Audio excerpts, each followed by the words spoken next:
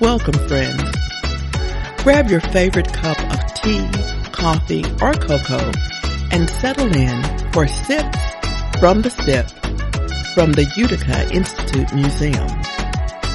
Sips from the Sip is all about sharing the history of little-known people and places in Mississippi. We're serving up truth, justice, with a dollop of sass. I'm your host, Jean Green. Today's episode is the 25th of a multi-part series of readings and discussions from the book Black Man's Burden. William Henry Holtzclaw was born in 1874 and raised in rural Randolph County, Alabama, to sharecropping parents. The Tuskegee graduate founded the Utica Normal and Industrial Institute for the training of colored young men and women in Utica, Mississippi in 1903, making it the first Little Tuskegee to be established in Mississippi. The Black Man's Burden, the autobiography of William Holtzclaw, published in 1915, made him one of the first black men to publish a book in Mississippi.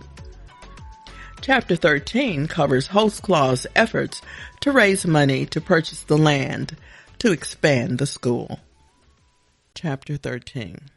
Our work and influence were increasing every year, and in our present quarters we were beginning to feel cramped in many ways.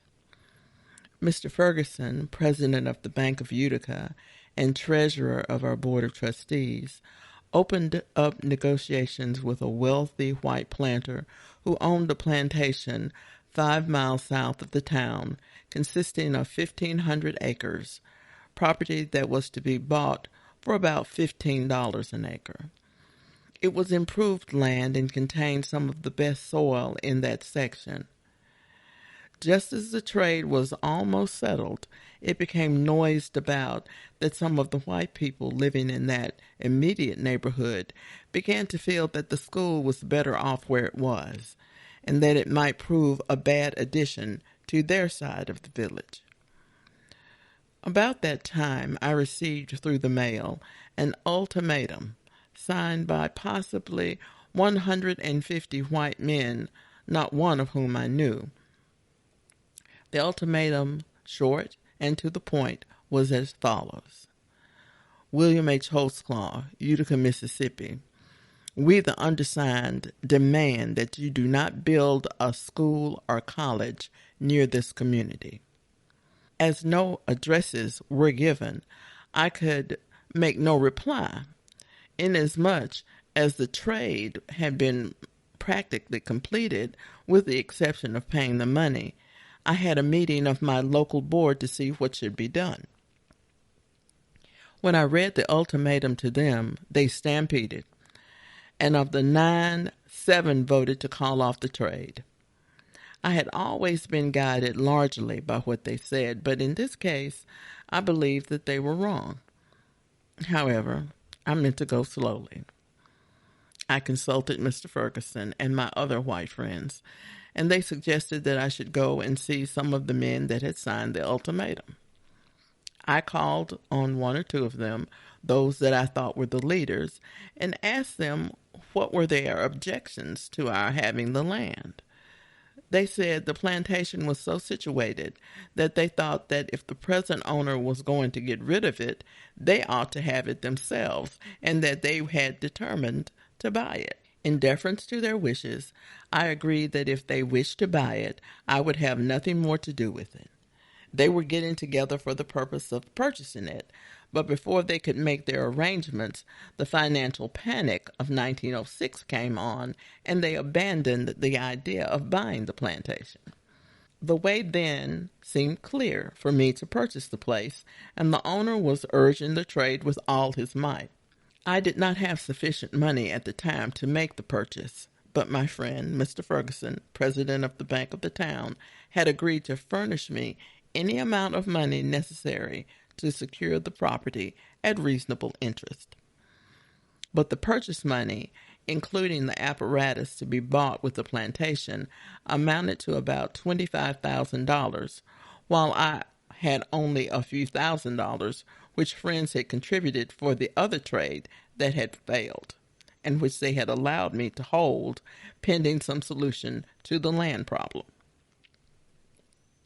Meanwhile, although many of the white people who lived only a mile away from the plantation had assured me that as they did not care to buy under the present financial conditions, they were perfectly willing that I should buy, the colored people throughout the community had worked themselves up to a high pitch of excitement.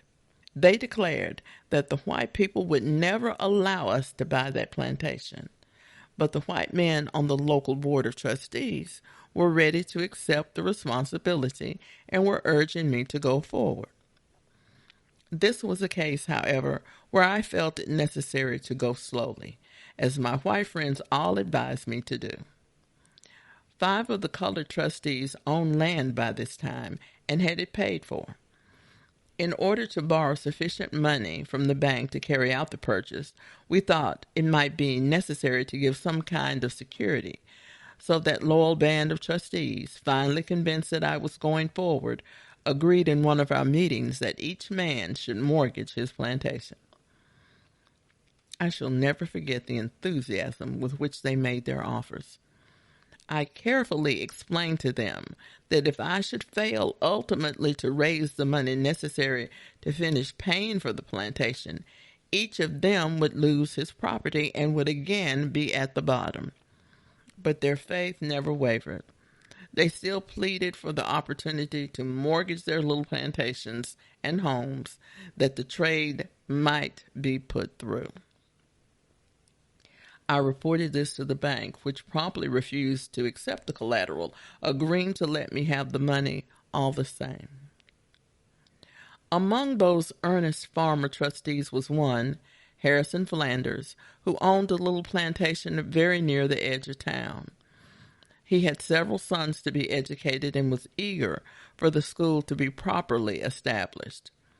So eager was he that he offered, if we could not get more land, to sell us half of his own little plantation to be added to the little we already had, and in this way make room for the growing school.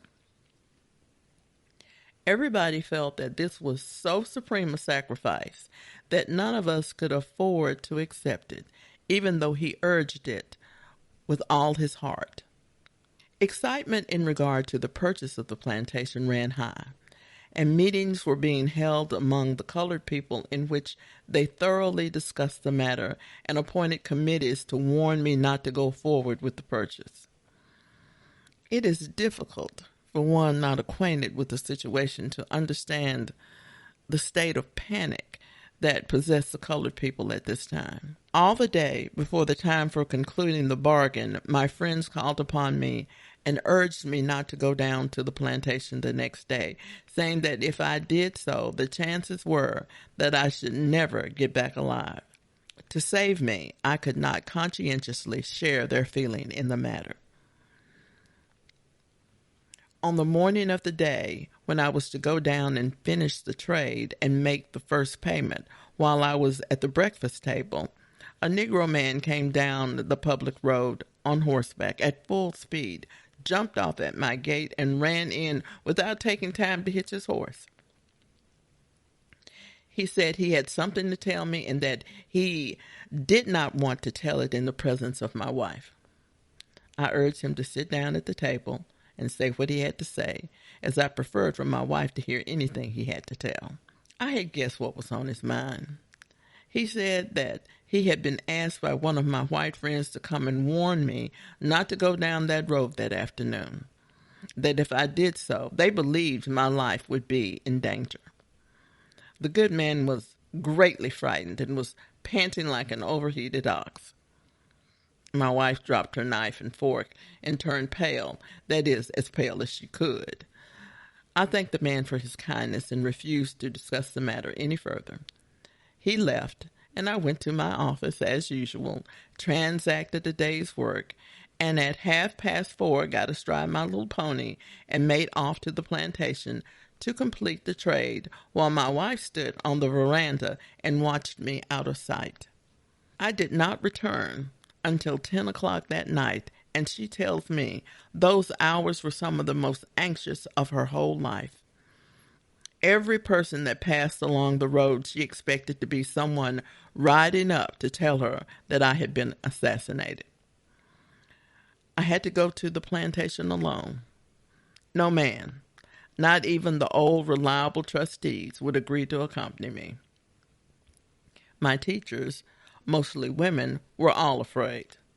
Several of them had packed their trunks and were ready to go home, and one had actually bought a ticket. When I reached the plantation, the man was there, ready to close the trade, and many of the white people that the Negroes thought were ready to do violence to me were only there to see that their neighbor, who was selling his plantation, came through all right. They greeted me pleasantly. Indeed, I have never met men who were more gentlemanly than they were. Not one sign of ill will did I see.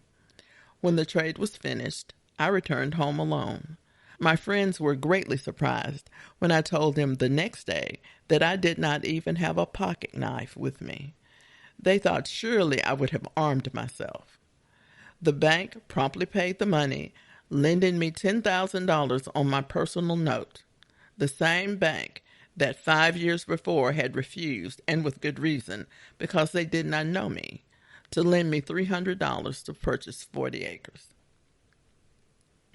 The task now before us was to pay for that land and move over onto it the few temporary structures that we had built at the original site. Therefore, I left the school in charge of Mr. D.W.L. Davis, Superintendent of Industries, my most trusted lieutenant, and made a campaign for funds. From September to the 23rd of December, I worked in various states as I had never done before. On December 23rd, I returned, lacking $17,000, in spite of the fact that the $25,000 was to be paid December 26th. I think the bankers themselves began to feel a little uneasy and perhaps began to doubt my ability to raise the money in time. The night I reached home, I was so worn out that I was unable to get about and was confined to my room. About 11 o'clock that night, the president and the cashier of the bank called on me to see how I had succeeded on my money-raising trip. When I told them that I still lacked $17,000 of having sufficient money, I was surprised that they showed no signs of displeasure, but rather seemed to be pleased that I had got together $8,000, and that after a short conversation, they assured me that if the $25,000 was not ready at the proper time, I need not be uneasy. The bank would carry it as long as I desired. I could not feel quite discouraged, though I must confess I was almost disheartened at this time. But the attitude of the bankers strengthened me, and I telegraphed to some of the subscribers asking if, under the circumstances, they would not allow us the use of their pledges, even if I had not quite met the conditions. On Christmas Day at 8 o'clock in the morning, I received a message from one of the subscribers in which he said he did not care to change the original plans. 2 hours later, I received another telegram from him in which he said he had changed his mind and that he was mailing a check for the amount of his pledge. Then I began to feel encouraged. 20 minutes later, I received another telegram from a lady in Boston who said that although she was on her sick bed, from which she never expected to rise, she was 96 years old, she was writing me perhaps the last check she would ever write for $500, and that I might expect it in due time. My dejected spirits were now rising by leaps and bounds. 2 hours later, a fourth telegram came, this time from Mrs. Levitt, saying she had been notified that a legacy had been left as an endowment to be used in the purchase of the land. I now needed but $1,500 more. I called the teachers and students together in the chapel and told them the situation, whereupon the teachers rose in a body and said they would contribute 1 month's salary each toward the balance. The students ran to their rooms, got out their Christmas money, which consisted of about 25 cents apiece, and contributed from 1 to 5 cents each. Our assistant treasurer, Mr. Smith, counted it all up, and I found that just about $1,300 was needed. The mail came then, and I went down to open it. There was that $1,300, contributed by several dozen different individuals with a few dollars over. So I was ready to take Christmas, even though mine lasted only 1/4 of a day. Thank you for tuning in for Sips from the Sip. Joining me next time to discuss Chapter 13 will be Cassandra Ellis. Ms. Ellis is an alumnus of Utica Junior College. She graduated in 2013. The Utica Institute Museum is dedicated to expanding knowledge of the history of Utica Institute and its role in Southern Black education. This program is supported by donations from our listeners. If you enjoy learning about the history of William Holtzclaw, the Utica Institute, and Mississippi, consider donating. To support Sips from the Sip and all the work at the Utica Institute Museum, visit our Patreon at patreon.com/Utica Institute. Until next time, this has been Jean Green coming to you from the heart of the Sip.